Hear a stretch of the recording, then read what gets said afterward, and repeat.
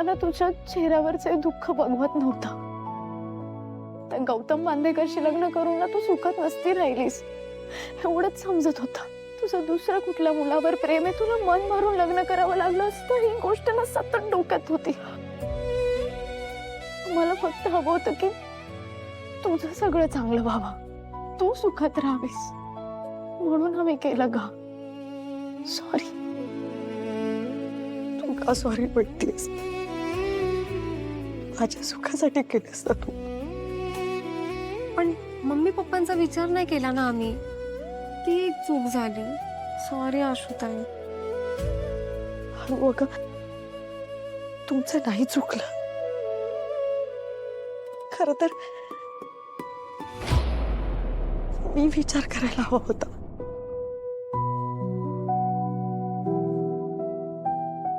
शरू, आपण अनु आणि मयूच्या मोठ्या बहिणी आहोत ना. मग हे असं बघून त्यांच्यासमोर काय आदर्श ठेवतो आपण?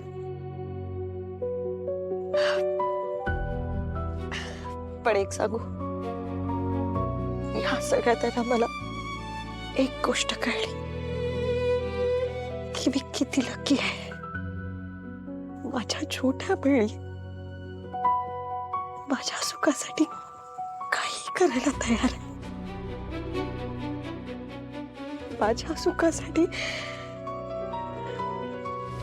त्या माझ्याहून मोठ्या झाल्या.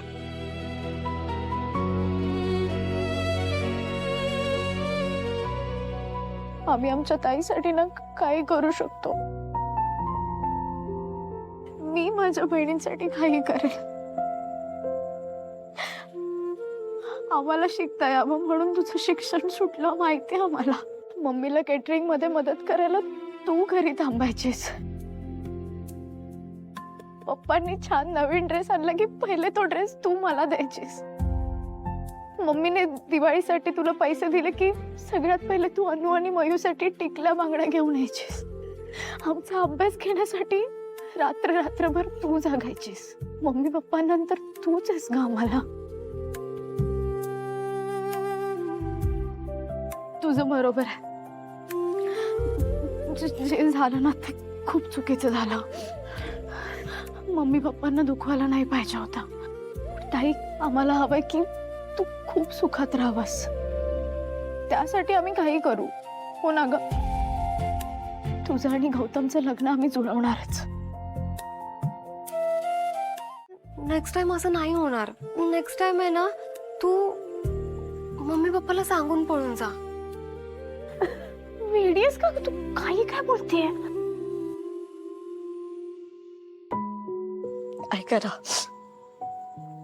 तुम्ही टेन्शन घेऊ नका. स्वामी आहेत ना, ते सगळं ठीक करतील. गौतम आणि माझं लग्न व्हायचं असेल ना तर ते होईल. होणारच. तुम्ही दोघे एकमेकांवर मनापासून प्रेम करता ना, मग स्वामी नक्की काहीतरी चांगलं करतात. स्वामी, नेक्स्ट टाइम आमचा प्लॅन चुकवू नका. Please please please. वेडीस का तू? काही बोलते ग ती. बरं चला, आता मम्मी उठायच्या आधी आपण जाऊया आत.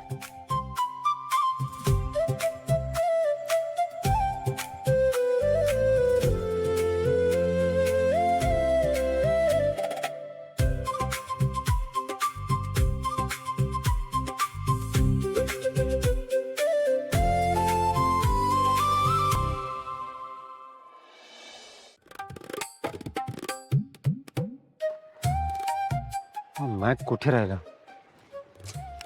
मूर्ख.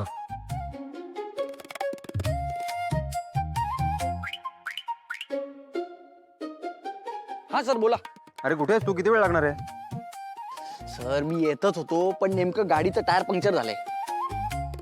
मला अर्जंट मीटिंग अटेंड करायची आहे. इथे पब्लिक ट्रान्सपोर्ट नाहीये. मेन रोड सुद्धा खूप लांब आहे. तुम्ही कसा येऊ?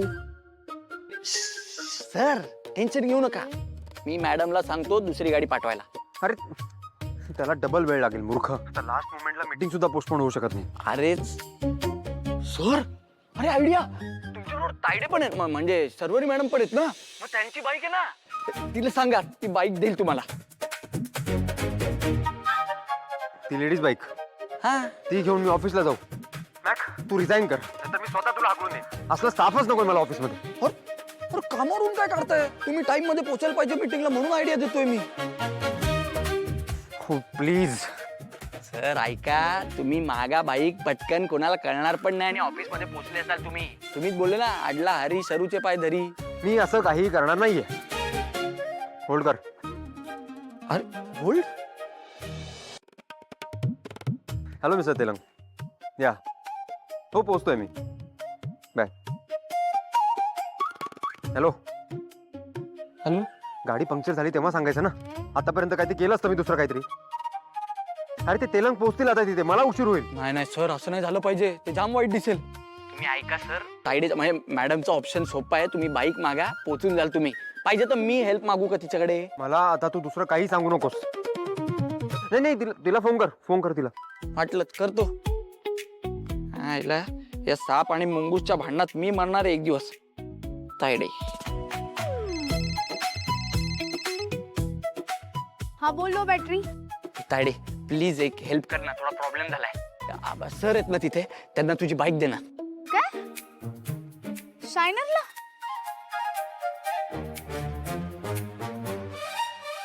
ए नाही मी नाही देणार. का? हे तायडे असं करू नको यार, प्लीज हेल्प कर ना. मला नोकरीवरून काढून टाकतील ते, प्लीज प्लीज.